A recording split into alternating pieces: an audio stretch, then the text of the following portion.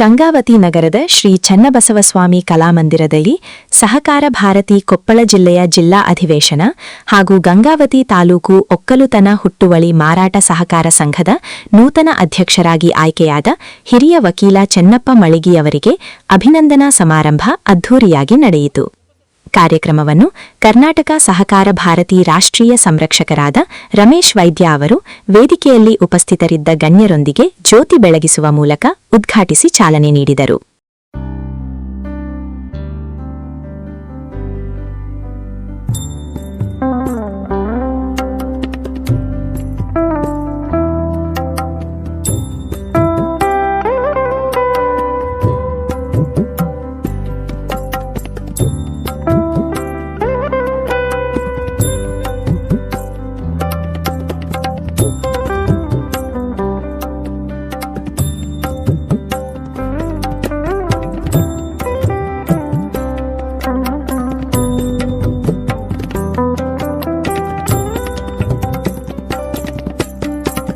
ಬಳಿಕ ಗಂಗಾವತಿ ತಾಲೂಕು ಒಕ್ಕಲುತನ ಹುಟ್ಟುವಳಿ ಮಾರಾಟ ಸಹಕಾರ ಸಂಘದ ನೂತನ ಅಧ್ಯಕ್ಷ ಚೆನ್ನಪ್ಪ ಮಳಿಗಿಯವರನ್ನು ಸಹಕಾರ ಭಾರತಿ ಕೊಪ್ಪಳ ಜಿಲ್ಲಾ ಘಟಕದ ವತಿಯಿಂದ ಅಭಿಮಾನಿಗಳು ಹಾಗೂ ಸ್ನೇಹಿತರು ಶಾಲು ಹೊದಿಸಿ ಫಲಪುಷ್ಪ ನೀಡಿ ಆತ್ಮೀಯವಾಗಿ ಸನ್ಮಾನಿಸಿ ಗೌರವಿಸಿದರು.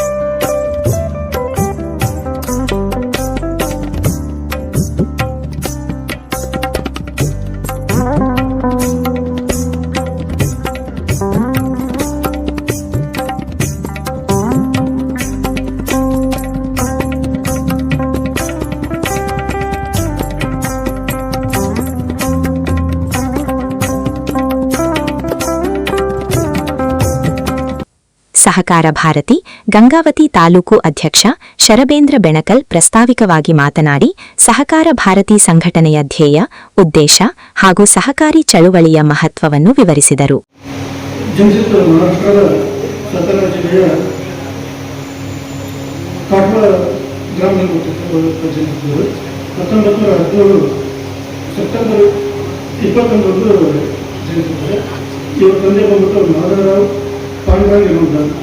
ತಾಯಿ ಜಾನಕಿಬಾಯಿ ಮಾತಾಡೋದು.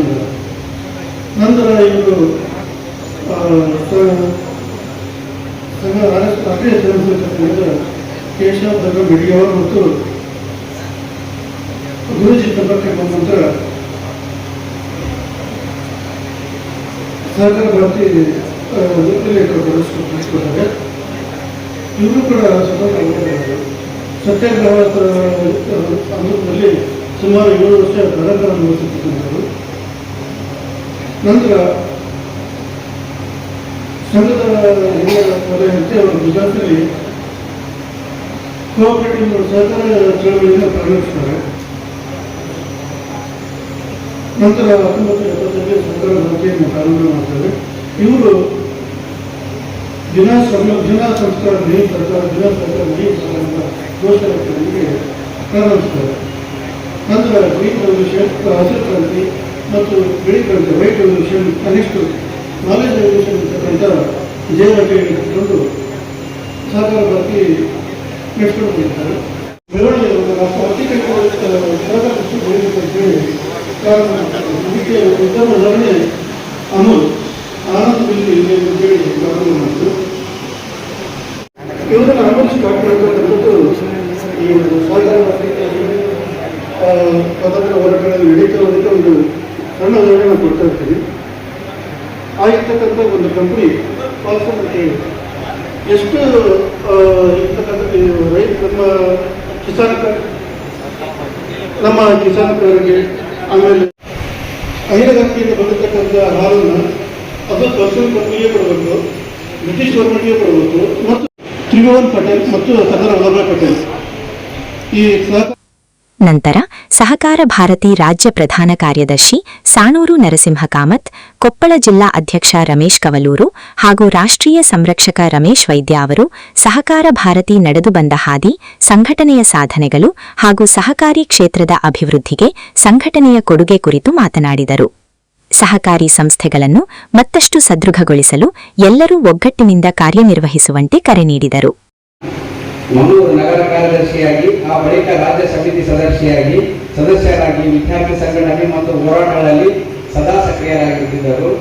ರಾಜಕೀಯ ಶಾಸ್ತ್ರದಲ್ಲಿ ಬೆಂಗಳೂರು ವಿಶ್ವವಿದ್ಯಾನಿಲಯದಿಂದ ಸ್ನಾತಕೋತ್ತರ ಪದವಿಯನ್ನು ಪಡೆದಿರುವ ಇವರು ಸಾಣೂರು ಗ್ರಾಮ ಪಂಚಾಯತ್ನಲ್ಲಿ 3 ಅವಧಿಗೆ ಸದಸ್ಯರಾಗಿ 2 ಅವಧಿಗೆ ಅಧ್ಯಕ್ಷರಾಗಿ ಕಾರ್ಯನಿರ್ವಹಣೆ ನಡೆಸಿದ್ದು, ಇವರ ಗ್ರಾಮೀಣಾಭಿವೃದ್ಧಿ ಮತ್ತು ಪಂಚಾಯತ್ ರಾಜ್ ವಿಷಯಗಳಲ್ಲಿ ಅಧ್ಯಯನಶೀಲತೆ ಮತ್ತು ಅಪಾರ ಅನುಭವವನ್ನು ಪರಿಗಣಿಸಿ ಕರ್ನಾಟಕ ಪಂಚಾಯತ್ ರಾಜ್ ಇಲಾಖೆ ಅಬ್ದುಲ್ ನಜೀರ್ ಸಾಬ್ ಗ್ರಾಮೀಣಾಭಿವೃದ್ಧಿ ಸಂಸ್ಥೆಯ ರಾಜ್ಯ ಸಂಪನ್ಮೂಲ ವ್ಯಕ್ತಿಯಾಗಿ ಆಯ್ಕೆಗೊಂಡು ರಾಜ್ಯಾದ್ಯಂತ ಹಲವಾರು ತರಬೇತಿ ಕಾರ್ಯವನ್ನು ಯಶಸ್ವಿಯಾಗಿ ನಡೆಸಿಕೊಟ್ಟಿರುತ್ತಾರೆ.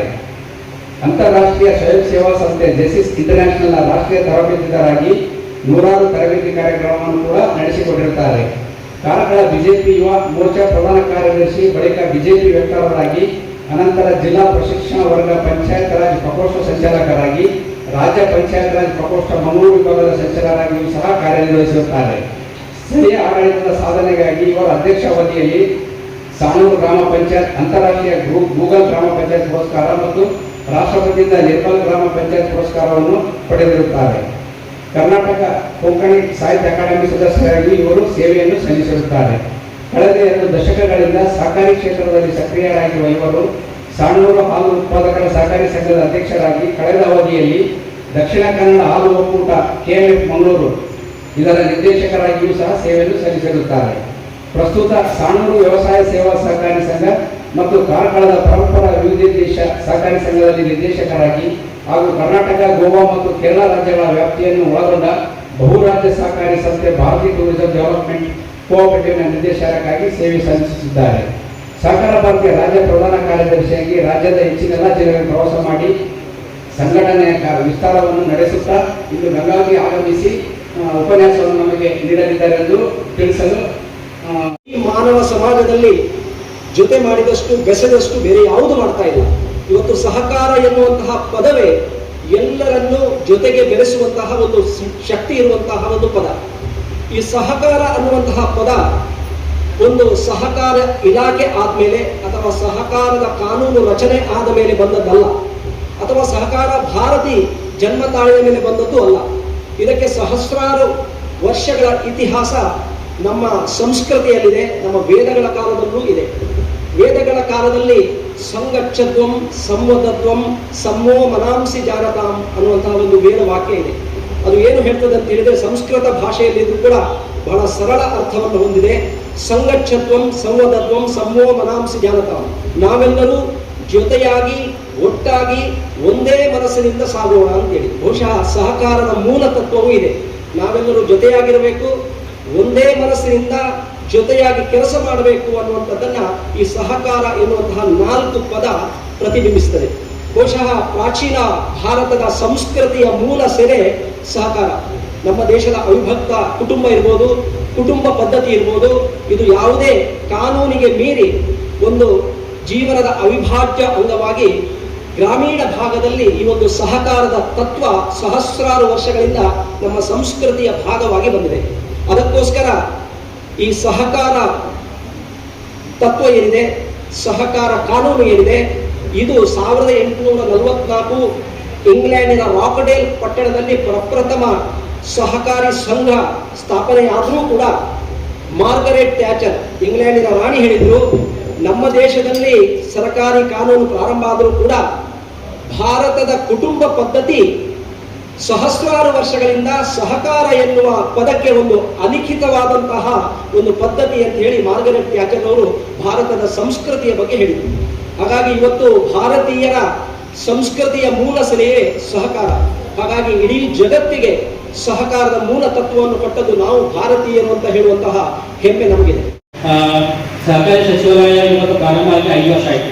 ಸೊ ಇದಕ್ಕಿಂತ ಹಿಂದ್ಗಡೆ ಕೇಂದ್ರದಲ್ಲಿ ಇದನ್ನು ಯಾರೇನು ಹ್ಯಾಂಡಲ್ ಮಾಡ್ತಿದ್ರು, ಯಾರು ನೋಡ್ಕೊತಿದ್ರು ಅಂತಂದ್ರೆ ಈ ಒಂದು ಸಹಕಾರ ಸಚಿವಾಲಯವನ್ನು ಕೃಷಿ ಸಚಿವರು ಯಾರು ಇರ್ತಾ ಇದ್ರು ಕೇಂದ್ರದಲ್ಲಿ, ಅವರು ಈ ಒಂದು ಸಹಕಾರ ಕ್ಷೇತ್ರವನ್ನು ನೋಡ್ಕೊತಾ ಇದ್ರು. ನಮ್ಮ ಕರ್ನಾಟಕ ರಾಜ್ಯದಲ್ಲಿ ಸಹಕಾರ ಮಂತ್ರಿಗಳು ಇರ್ತಾ ಇದ್ರು. ಸೊ ಸಹಕಾರ ಮಂತ್ರಿಗಳು ಇರ್ತಾ ಇದ್ರು. ಸೊ ರಾಷ್ಟ್ರ ಮಟ್ಟದಲ್ಲಿ ನಮ್ಗೆ ಏನಾದರೂ ಸಹಕಾರಕ್ಕೆ ತೊಂದರೆ ಆದಾಗ ಸೊ ರಾಜ್ಯದ ಸಹಕಾರ ಮಂತ್ರಿಗಳನ್ನು ಕರ್ಕೊಂಡು ಸೊ ಕೇಂದ್ರದ ಕೃಷಿ ಮಂತ್ರಿಗಳನ್ನು ಭೇಟಿ ಆಗ್ತಕ್ಕಂಥ ವ್ಯವಸ್ಥೆ ಇತ್ತು. ಸೊ ಅವಾಗ ಅದಕ್ಕೆ ಅಷ್ಟೊಂದು ಮಾನ್ಯತೆ ಸಿಗ್ತಾ ಇರಲಿಲ್ಲ. ಸೊ ಇಲ್ಲಿಂದ ಅಲ್ಲಿ ಹೋಗಿ ಕೃಷಿ ಮಂತ್ರಿಗಳನ್ನು ಭೇಟಿಯಾಗಿ ಸಹಕಾರಿ ಬಗ್ಗೆ ಕೃಷಿ ಸಚಿವರಿಗೆ ಕನ್ವಿನ್ಸ್ ಮಾಡಬೇಕಂದ್ರೆ ಅಷ್ಟೇ ಹೆಚ್ಚಿನ ಮಹತ್ವ ಸಿಕ್ಕಿರಲಿಲ್ಲ. ಸೊ ಆ ನಿಟ್ಟಿನಲ್ಲಿ ಈಗ ನರೇಂದ್ರ ಮೋದಿ ಅವರ ಸರ್ಕಾರದ ನೇತೃತ್ವದಲ್ಲಿ ಮತ್ತು ಅಮಿತ್ ಶಾ ಅವರ ನೇತೃತ್ವದ ಸರ್ಕಾರದಲ್ಲಿ ನಮಗೊಂದು ಸಹಕಾರ ಇಲಾಖೆಗೆ ಒಂದು ಸಚಿವಾಲಯವನ್ನು ತಂದುಕೊಟ್ಟದ್ದು ಸೊ ನಮ್ಮೆಲ್ಲರಿಗೂ ಕೂಡ ಒಂದು ಹೆಮ್ಮೆಯ ವಿಷಯ. ಸೊ ಅದೇ ತರನಾಗಿ ಹಲವು ವರ್ಷಗಳಿಂದ ಏನು ಹೋರಾಟ ಮಾಡ್ಕೊಂಡು ಬಂದಿದೆ. ಈ ಒಂದು ದಿಟ್ಟ ಹೆಜ್ಜೆಯನ್ನು ಇಟ್ಟಿದೆ ಅಂತಂದ್ರೆ ಸಹಕಾರವಾಗಿ ದಿಟ್ಟ ಹೆಜ್ಜೆಯ ಕಾರಣದಿಂದಲೇ ಇವತ್ತೊಂದು ಕೇಂದ್ರದಲ್ಲಿ ಸಹಕಾರ ಸಚಿವಾಲಯ ನಿರ್ಮಾಣ ಆಗಿದೆ ಅಂತಕ್ಕಂಥದ್ದು ನಮಗೊಂದು ಹೆಮ್ಮೆಯ ವಿಷಯ. ಸೊ ಅದೇ ತರನಾಗಿ ಸರ್ಕಾರವಾಗಿ ಯಾವ ರೀತಿ ಹೋರಾಟಗಳನ್ನು ಮಾಡ್ಕೊಂಡು ಬಂದಿದೆ ಅಂತಂದ್ರೆ ಸೊ ಇನ್ಕಮ್ ಟ್ಯಾಕ್ಸ್ ಕುರಿತಾಗಿರ್ಬೋದು, ಆಮೇಲೆ ಬ್ಯಾಂಕ್ಗಳಿಗೆ ಸಮಸ್ಯೆಗಳು ಉಂಟಾದಾಗ ಆಗಿರ್ಬೋದು, ಆಮೇಲೆ ನಿರಂತರವಾಗಿ ಸೊಸೈಟಿಗಳಿಗೆ ನೋಟಿಸ್ ಅನ್ನು ಕೊಡ್ತಾ ಇದ್ದಾರೆ. ಸೊ ಈ ಎಲ್ಲ ವಿಷಯಗಳ ಕುರಿತು ಸರ್ಕಾರವಾಗಿ ನಿರಂತರವಾಗಿ ಹೋರಾಟವನ್ನು ಮಾಡ್ಕೊಂಡೇ ಬಂದಿದೆ. ಸೊ ಅದೇ ತರನಾಗಿ ದೇಶದ ಪ್ರತಿಯೊಂದು ಭಾಗದಲ್ಲಿಯೂ ಸ್ಥಳೀಯ ಅವಶ್ಯಕತೆಗಳಿಗೆ ತಕ್ಕಂತೆ ಸಹಕಾರ ಸಂಸ್ಥೆಗಳು ಉಂಟಾಗಿದ್ದಾವೆ, ಸಹಕಾರ ಸಂಸ್ಥೆಗಳು ಬೆಳೆದಿದ್ದಾವೆ. ರೈತರಿಗಾಯಿತು, ಕಾರ್ಮಿಕರಿಗಾಯಿತು, ಮಹಿಳೆಯರಿಗಾಯಿತು ಮತ್ತು ಗ್ರಾಮೀಣ ಭಾಗದ ಸಮುದಾಯಗಳ ಸಬಲೀಕರಣಕ್ಕೆ ಸಹಕಾರ ಸಂಸ್ಥೆಗಳು ಪಾಲ್ಗೊಳ್ತವೆ. ಸೊ ಈ ನಿಟ್ಟಿನಲ್ಲಿ ಸಹಕಾರ ಸಚಿವಾಲಯ ಪ್ರಾರಂಭವಾಗಿ 5 ವರ್ಷಗಳನ್ನು ಯಶಸ್ವಿಯಾಗಿ ಪೂರೈಸಿ ಸೊ ಸಹಕಾರ ಚಳುವಳಿಯನ್ನ ಮತ್ತೊಂದಾಗಿ ಪ್ರಾರಂಭ ಮಾಡಿ ಸೊ ಸಹಕಾರ ಕ್ಷೇತ್ರಕ್ಕೆ ಒಂದು ಉತ್ತೇಜನವನ್ನು ಕೊಟ್ಟಿದೆ. ಮತ್ತು ಹೊಸ ದಿಕ್ಕು ಮತ್ತು ಹೊಸ ಚೈತನ್ಯವನ್ನು ಈ ಒಂದು ಸಹಕಾರ ಕ್ಷೇತ್ರಕ್ಕೆ ಕೊಟ್ಟಿದೆ ಅಂತ ನಮಗೆ ಹೆಮ್ಮೆ ಅನಿಸುತ್ತೆ. 2021 ಜುಲೈ 6ನೇ ತಾರೀಕು ಸಹಕಾರ ಸಚಿವಾಲಯ ಪ್ರಾರಂಭವಾದ ದಿನ. ಸೊ ಮೊನ್ನೆ ನಮ್ಗೆ 2026 ಜುಲೈ 6ನೇ ತಾರೀಕಿಗೆ 5 ವರ್ಷಗಳಲ್ಲಿ ಯಶಸ್ವಿಯಾಗಿ ಪೂರ್ಣ ಮಾಡಿದೆ. ಸೊ ಈ ನಿಟ್ಟಿನಲ್ಲಿ ಅಮಿತ್ ಶಾ ಅವರ ನೇತೃತ್ವದಲ್ಲಿ ಒಂದು ಭಾರತ್ ಟ್ಯಾಕ್ಸಿ ಅಂತಕ್ಕಂಥದ್ದು ಒಂದನ್ನು ಪ್ರಾರಂಭ ಮಾಡಿದ್ರು. ಸೊ ಅದು ಕೂಡ ಅತ್ಯುತ್ತಮವಾಗಿ ಕಾರ್ಯನಿರ್ವಹಿಸಿ ಸೊ ಯಶಸ್ವಿಯಾಗಿದೆ. ಸೊ ಅದೇ ನಿಟ್ಟಿನಲ್ಲಿ ಅವರು ಇನ್ನೂ ಒಂದು ವಿಚಾರವನ್ನ ನಿನ್ನೆ ವ್ಯಕ್ತಪಡಿಸಿದ್ದಾರೆ. ಸರ್ಕಾರ ವಲಯದಿಂದನೇ ಜೀವ ವಿಮಾ ಅಂದ್ರೆ ಇನ್ಶೂರೆನ್ಸ್ ಕಂಪನಿಯನ್ನ ಪ್ರಾರಂಭ ಮಾಡತಕ್ಕಂಥದ್ದು ಅವರ ವಿಷನ್ ಇದೆ. ಸೊ ಅದು ಕೂಡ ಸಕ್ಸಸ್ ಆಗೇ ಆಗುತ್ತೆ ಅಂತಕ್ಕಂಥದ್ದನ್ನ ಹೇಳಕ್ಕೆ ಇಷ್ಟಪಡ್ತೀನಿ. ಸೊ ಈ ನಿಟ್ಟಿನಲ್ಲಿ ಅದೇ ತರನಾಗಿ ನಮ್ಮ ಈ ಗಂಗಾವತಿ TVC ನೂತನವಾಗಿ ಅಧ್ಯಕ್ಷರಾಗಿರ್ತಕ್ಕಂಥ ಚೆನ್ನಪ್ಪ ಮಳಗಿ ಅವರಿಗೆ ಅವರ ಮುಂದಿನ ಸಹಕಾರಿ ಕ್ಷೇತ್ರ ಆಯಿತು, ರಾಜಕೀಯ ಕ್ಷೇತ್ರ ಆಯಿತು ಉನ್ನತವಾಗಿದೆ ಅಂತ ಆಶಿಸ್ತಾ ಶ್ರದ್ಧೆ ಮಾಡ್ತೇವೆ. ಸಹಕಾರ ಭಾರತಿ ರಾಷ್ಟ್ರದಾದ್ಯಂತ 15 ವರ್ಷ ಸತತ ಪ್ರಯತ್ನದ ಫಲವಾಗಿ ಸಹಕಾರ ಮಂತ್ರಾಲಯ ಈ ರಾಷ್ಟ್ರದಲ್ಲಿ ಆಗಿ 5 ವರ್ಷ ತುಂಬಿ ನಿನ್ನೆ ಒಂದು ಭಾರತ ಮಂಟಪದೊಳಗೆ ಅದ್ಭುತವಾದಂತಹ ಕಾರ್ಯಕ್ರಮ ಅಮಿತ್ ಶಾ ಅವರು ಉದ್ಘಾಟನೆಯನ್ನು ಮಾಡಿದರು. ನನಗನಿಸ್ತದೆ ನಮ್ಮ ಕಾರ್ಯಕರ್ತರ ಚಿಂತನೆ, ನಾವ್ಯಾರು ಈ ಕಾರ್ಯಕ್ರಮ ಮಾಡಬೇಕಂತೇಳಿ ಕೇಂದ್ರದಿಂದ ನಾವೇನೋ ಸೂಚನೆ ಕೊಟ್ಟಿರಲಿಲ್ಲ. ಆದರೆ ಅವರವರೇ ಯೋಚನೆ ಮಾಡಿ 5 ವರ್ಷ ತುಂಬಿರ್ತಕ್ಕಂಥ ಈ ಸಮಾವೇಶ ನಮ್ಮ ಜಿಲ್ಲೆಯಲ್ಲಿ ಕೂಡ ಪ್ರಥಮವಾಗಿ ನಾವು ಈ ಕಾರ್ಯಕ್ರಮ ಮಾಡಬೇಕು. ಮತ್ತು ಒಂದು ಅಭಿಮಾನ ಸಂಖ್ಯೆ ಏನಂದ್ರೆ, ನಿಮ್ಮ ಜಿಲ್ಲೆಯವರೇ ಆಗಿರ್ತಕ್ಕಂಥ ಒಬ್ಬ ವ್ಯಕ್ತಿ ಸಹಕಾರ ಭಾರತೀಯ ರಾಷ್ಟ್ರೀಯ ಅಧ್ಯಕ್ಷರಾದಂಥವರು, ಅವರು ಅಧ್ಯಕ್ಷರಾದಂತಹ ಸಂದರ್ಭದಲ್ಲಿ ಸಹಕಾರ ಭಾರತೀಯ ಏನು ಹಕ್ಕೊತ್ತಾಯ ಮಾಡ್ತಿತ್ತು, ಅದು ಸಹಕಾರ ಮಂತ್ರಾಲಯ ಆದಂತದ್ದು ಬಹಳ ಗರ್ವದ ದಿನ ಅಂತ ಇವತ್ತು ನಾನು ಹೇಳಿಕ್ಕೆ ಇಚ್ಛೆಪಡ್ತೀನಿ. ನನಗೆ ಬಹಳ ಸಂತೋಷ ಆಯ್ತು. ನಮ್ಮ ಥಿಂಕ್ ಟ್ಯಾಂಕ್ ಅಂತ ನಾವು ಸ್ವಾಮಿಗಳನ್ನ ಕರಿತೀವಿ, ಚಂದ್ರಸ್ವಾಮಿ ಅರ್ಬನ್ ಕೋಆಪರೇಟಿವ್ ಬ್ಯಾಂಕಿನ ಚಂದ್ರಸ್ವಾಮಿ ಅವರು ಬಂದರು. ನಾನು ಅವ್ರು ಇಲ್ಲದ್ರು ಇವತ್ತು ಅವ್ರ ವಿಷಯ ಪ್ರಸ್ತಾಪ ಮಾಡಬೇಕು ನನ್ನ ಮನಸ್ಸಾಗಿತ್ತು. 3 ವಿಷಯಗಳ ಬಗ್ಗೆ ಚರ್ಚೆ ಮಾಡ್ತಕ್ಕಂಥದ್ದು ಬಹಳ ಅವಶ್ಯಕತೆ. ಒಂದು, ಬಹಳ ಇಡೀ ರಾಷ್ಟ್ರದಲ್ಲಿ ನಡೆದತಕ್ಕಂಥದ್ದು ಏನಂದ್ರೆ ಪ್ಯಾಕ್ಸು, ಒಂದು ಮಿಲ್ಕು, ಒಂದು ಅರ್ಬನ್ ಬ್ಯಾಂಕು, ಒಂದು ಕ್ರೆಡಿಟ್ ಸೊಸೈಟಿ, ಇವು 4 ಆಧಾರ ಸ್ತಂಭಗಳು. ಅದರ ಜೊತೆಗೆ ಬರ್ತಕ್ಕಂಥ 36 ವಿವಿಧ ರೀತಿಯ ಸಹಕಾರಿ ಸಂಸ್ಥೆಗಳು ಈ ರಾಷ್ಟ್ರದಲ್ಲಿ ಕೆಲಸ ಮಾಡ್ತವೆ. ಒಂದು ನಮ್ಮ ಮನಸ್ಸಲ್ಲಿ ಇರೋದಂದ್ರೆ ಪ್ರೊಫೆಷನಲಿಸಮ್ ತರಬೇಕು ಸಹಕಾರಿ ಕ್ಷೇತ್ರದಲ್ಲಿ. ಪ್ರೊಫೆಷನಲಿಸಮ್ ಯಾರು ಸಂಸ್ಥೆಯನ್ನು ನಡೆಸ್ತಾರೋ CEO, ಅವರು ಪ್ರೊಫೆಷನಲಿ ವೆರಿ ಸೌಂಡ್ ಇರ್ತಕ್ಕಂಥ ಒಬ್ಬ ಅಧಿಕಾರಿ ಆ ಸಂಸ್ಥೆಯನ್ನು ನಡೆಸಬೇಕು. ಎರಡನೇದು, ಇವತ್ತಿನ ಯುಗದೊಳಗೆ technology is very important. Technology ಮುಖಾಂತರ ಎಷ್ಟು ಸಾಧ್ಯನೋ ಅಷ್ಟು ಜಲ್ದಿ ನಾವು ಕಸ್ಟಮರ್ನ ರೀಚ್ ಆಗಿ ಸರ್ವಿಸ್ ಕೊಡ್ತಕ್ಕಂಥದ್ದು ಎರಡನೇದು. ಮೂರನೇದು, ಸಹಕಾರಿ ಕ್ಷೇತ್ರದಲ್ಲಿ new generation, younger generation should come in to the force. ಹೊಸ ಸಮಾಜದ ಹೊಸ ಹುಟ್ಟಿನ ಹುಡುಗರು ಯಾರು ಪ್ರೊಫೆಷನಲಿ ಸೌಂಡ್ ಆಗಿ ಆ ಸಂಸ್ಥೆಯನ್ನು ಬೆಳೆಸಿ ಗ್ರಾಮೀಣ ಪ್ರದೇಶವಾಗಿರ್ತಕ್ಕಂಥ ದೇಶದ ಆರ್ಥಿಕ ಅಭಿವೃದ್ಧಿಗೆ ಕಾರಣೀಭೂತರಾಗ್ತಾರೋ ಅಂಥವ್ರನ್ನ ನಿರ್ದೇಶಕರನ್ನಾಗಿ ತಂದರು. ಇವು 3 ನಮ್ಮ ಧ್ಯೇಯ ವಾಕ್ಯ ಈ ಕಳೆದ 3-4 ವರ್ಷದವರೆಗೆ ನಾವು ಮಾಡಿದ್ದೀವಿ. ನನಗೇನಂದ್ರೆ 8 ವರ್ಷ ಆಗಿರ್ಬೋದು, ಚಂದ್ರಸ್ವಾಮಿ ಅವರು, ನಾನು, ಸಾಮಾನ್ಯ ಇವತ್ತು ರಿಟೈರ್ ಆಗಿರ್ತಕ್ಕಂಥ CEO ಜವಳಿ ಅವರು 8 ವರ್ಷದ ಹಿಂದೆ ಮೊಟ್ಟ ಮೊದಲನೇದಾಗಿ ಚಂದ್ರಸ್ವಾಮಿ ಕೋಆಪರೇಟಿವ್ ಅರ್ಬನ್ ಬ್ಯಾಂಕಿಗೆ ಪ್ರೊಫೆಷನಲಿಸಮ್ ತಂದುಕೊಳ್ತಕ್ಕಂಥ ವಿಷಯದ ಬಗ್ಗೆ ಚರ್ಚೆ ಮಾಡಿದ್ವಿ. ಬಹಳ ಸೀರಿಯಸ್ ಆಗಿ ಚರ್ಚೆ ಮಾಡಿದ್ವಿ. ಅದಕ್ಕೆ 1 ರೌಂಡ್ ಡಿಸ್ಕಷನ್ ಆದ್ಮೇಲೆ 2ನೇ ರೌಂಡ್ನಾಗೆ ಸನ್ಮಾನ್ಯ ಶಿವರಾಮ್ ಅವರು ಸೇರಿಸಿದ್ದಕ್ಕೆ ಹೇಳಿದ್ವಿ, ನೋಡ್ರಿ ಟೆಕ್ನಾಲಜಿ ಬಹಳ ಫಾರ್ವರ್ಡ್ ಆಗಿದೆ, ಪ್ರೊಫೆಷನಲ್ ಇರ್ತಕ್ಕಂಥ ಒಂದು ಡೈರೆಕ್ಟರ್ಸ್ ತರೋಣ. ಇಡೀ 2 ಅವಳಿ ಜಿಲ್ಲೆಗೆ ಚಂದ್ರಸ್ವಾಮಿ ಕೋಆಪರೇಟಿವ್ ಬ್ಯಾಂಕ್ ಒಂದು ಮಾಡೆಲ್ ಅರ್ಬನ್ ಕೋಆಪರೇಟಿವ್ ಬ್ಯಾಂಕ್ ಆಗಿ ಯಾಕೆ ಪರಿವರ್ತನೆ ಮಾಡಬಾರದು ಅಂತಕ್ಕಂಥ ಚರ್ಚೆ ನನಗನ್ಸಿದ 1 ತಿಂಗಳ ಸತತವಾಗಿ ಮಾಡಿದಂಥ ಜನಗಳು. ಅದಾದ್ಮೇಲೆ ಪರನವರು MLA ಇದ್ರು, ಬಹಳ ಕೆಲಸದ ಒತ್ತಡ, ಅಷ್ಟರಲ್ಲೇ ಹೋಗಿ ಹೇಳಿದೆ, ನೋಡ್ರಿ ಈ ಪ್ರೊಫೆಷನಲಿಸಮ್ ತರಬೇಕು ಅಂತ ನನ್ನ ಮನಸ್ಸಿನಾಗದೆ, ನಿಮ್ಮ ಅಭಿಪ್ರಾಯ ಏನು? ನಂದು ಏನಿಲ್ಲಪ್ಪ, ನೀವು ಹೆಂಗೆಲ್ಲ ವಿಚಾರ ಮಾಡ್ತೀರಿ, ನಮ್ಮ ಕೆಲಸ ಮಾತಾಡೋಣ. ಅದು ಯಾಕೇನೋ ಅವತ್ತಿನ ದಿನಾಂಕಕ್ಕೆ ಆ ಪ್ರೊಫೆಷನಲ್ ಡೈರೆಕ್ಟರ್ಸ್ ತಂದ್ರೆ ಬೋರ್ಡ್ನೊಳಗೆ ಯಾವ ರೀತಿ ಚಲನವಲನಗಳಾಗ್ತವೆ, ನಿರ್ಣಯಗಳಾಗ್ತವೆ, ಅದು ಪ್ರೊಸೆಸಿಂಗ್ ಆಫ್ ಲೋನ್ ಅಪ್ಲಿಕೇಶನ್ ಬಗ್ಗೆ ಎಲ್ಲಿ ಬದಲಾವಣೆಗಳು ಬರ್ತವೆ ಅಂತಕ್ಕಂಥ ಮಾನಸಿಕ ಒತ್ತಡದೊಳಗೆ ಆ ಕೆಲಸ ಆಗಿಲ್ಲ. ಸನ್ಮಾನ ಸ್ವೀಕರಿಸಿ ಮಾತನಾಡಿದ ಚನ್ನಪ್ಪ ಮಳಿಗಿ ತಮ್ಮನ್ನು ಗೌರವಿಸಿದ ಸಹಕಾರ ಭಾರತಿ ಕೊಪ್ಪಳ ಜಿಲ್ಲಾ ಘಟಕಕ್ಕೆ ಕೃತಜ್ಞತೆ ಸಲ್ಲಿಸಿದರು. ಮುಂದಿನ ದಿನಗಳಲ್ಲಿ ಜಿಲ್ಲೆಯ ಸಹಕಾರಿ ವಲಯದ ಹಿತಾಸಕ್ತಿಗಾಗಿ ನಡೆಯುವ ಯಾವುದೇ ಹೋರಾಟದಲ್ಲಿ ಮುಂಚೂಣಿಯಲ್ಲಿ ನಿಲ್ಲುವುದಾಗಿ ಅವರು ಭರವಸೆ ನೀಡಿದರು. ಜಾತಿ, ಮತ, ಪಕ್ಷಭೇದವಿಲ್ಲದೆ ಪ್ರಾಮಾಣಿಕ ಹಾಗೂ ಪಾರದರ್ಶಕ ಆಡಳಿತದ ಮೂಲಕ ಜಿಲ್ಲೆಯ ಸಹಕಾರ ಸಂಸ್ಥೆಗಳನ್ನು ಉಳಿಸಿ ಬೆಳೆಸಲು ಶಕ್ತಿ ಮೀರಿ ಪ್ರಯತ್ನಿಸುವುದಾಗಿ ಹೇಳಿದರು. ನಾನು ಗಂಗಾವತಿ ತಾಲೂಕು ಒಕ್ಕಲಿತನ ಹುಟ್ಟುವಳಿಯ ಸಂಸ್ಥೆಯ ಅಧ್ಯಕ್ಷರಾಗಿ ಆಯ್ಕೆಯಾಗಲು ಇವತ್ತೇನು ಕಳೆದ 2 ವರ್ಷಗಳಿಂದ ಒಂದು ಹೋರಾಟ ಮನೋಭಾವದಲ್ಲಿ ಬಂದು ಮತ್ತು ನನ್ನ ಸೇರನ್ನ ತೆಗೆದುಹಾಕಿದ್ದಕ್ಕಾಗಿ ಆ ಸಂಸ್ಥೆಗೆ ಕೇಳಲು ಹೋದಾಗ ಅಲ್ಲಿ ನಡೆದಂತ ಘಟನಾವಳಿಯನ್ನ ಇವತ್ತು ನಾನು ಹೋರಾಟದ ಮೂಲಕ ಪಡೆದುಕೊಂಡು ಇವತ್ತು ಸಂಸ್ಥೆಯ ಅಧ್ಯಕ್ಷರು ಸತತ 2 ವರ್ಷಗಳ ಕಾಲ ನ್ಯಾಯದ ಮೂಲಕ ಇವತ್ತು ನಾನು ಆ ಸಂಸ್ಥೆಯ ಅಧ್ಯಕ್ಷರ ಹಲವಾರು ರೀತಿಯ ಹಿರಿಯ ವ್ಯಕ್ತಿಗಳು ದುಡಿಯುವ ಕಾರ್ಯಕರ್ತರು ಆಗಿದ್ದಾರೆ. ಇವತ್ತು ಈ ಸಂದರ್ಭದಲ್ಲಿ ನೆನೆಸ್ಕೊಳ್ಬೇಕಾಗ್ತದೆ.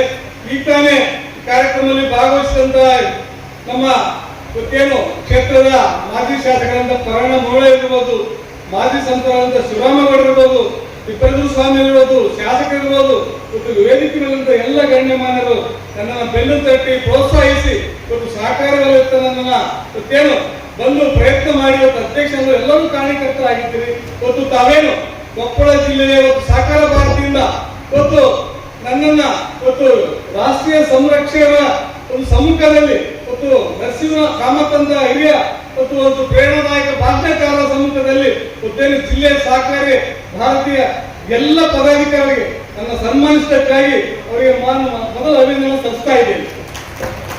ಇವತ್ತು ಕಾರ್ಯಕ್ರಮ ಮೂಲಕ ಹೇಳೋದಷ್ಟೇ, ಇವತ್ತು ತಾವೇನು ನನಗೆ ಬೆನ್ನು ತಟ್ಟಿ ಪ್ರೋತ್ಸಾಹಿಸಿ ಈ ಸಂಸ್ಥೆ ಅಧ್ಯಕ್ಷರಾಗಲು ಪ್ರೇರಣಾದಾಯಕರಾಗಿದ್ದೀರಿ.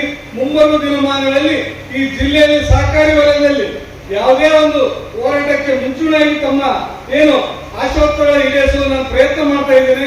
ಇವತ್ತು ತಾವೇನು ಕೊಟ್ಟಂತ ಒಂದು ಪ್ರೇರಣೆಯಿಂದ ಸಮರ್ಥವಾಗಿ, ಪ್ರಾಮಾಣಿಕವಾಗಿ, ಸ್ವಾರ್ಥರಹಿತವಾಗಿ, ಜಾತಿರಹಿತವಾಗಿ ಈ ಜಿಲ್ಲೆಯ ಸಹಕಾರ ಸಂಸ್ಥೆ ಉಳಿಬೇಕು, ಈ ಜಿಲ್ಲೆಯ ಸಹಕಾರಿ ಪತ್ರಿಕಾ ಸಹಕಾರಿಗಳನ್ನು ಉಳಿಬೇಕು.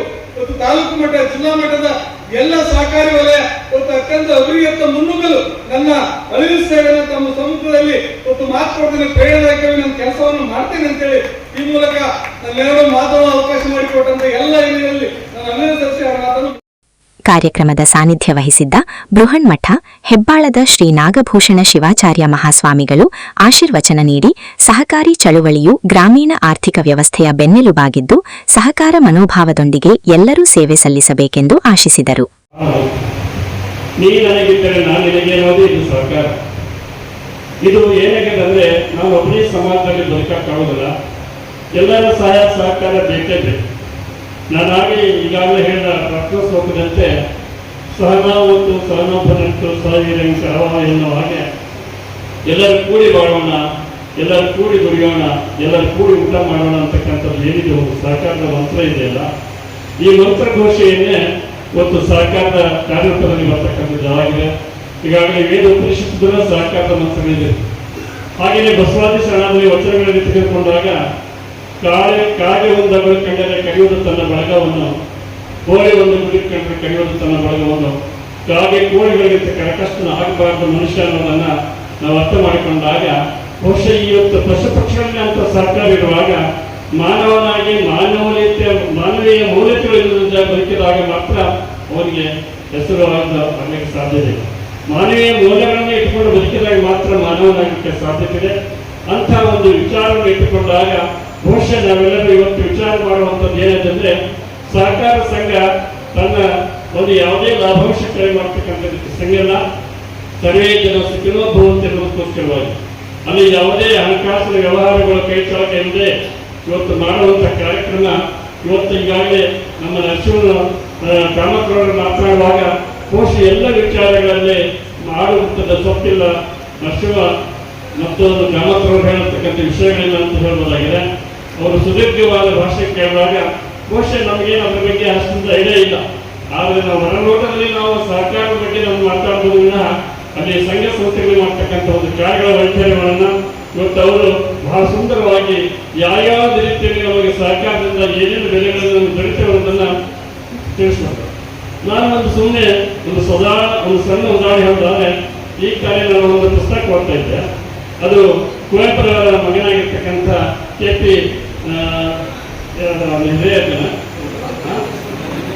ಪೂರ್ಣಚಂದ್ರ ಪೇರಿಸಿ ಅವರು ಇದ್ದಾರೆ. ಅವರ ಒಂದು ಪುಸ್ತಕವನ್ನು ಇವತ್ತು ಬೆಳಗ್ಗೆ ನೋಡಿದೆ, ಕಾರ್ಲವಾಲ ಅಂತಕ್ಕಂಥ ಒಂದು ಪುಸ್ತಕವನ್ನು ನೋಡಿದೆ.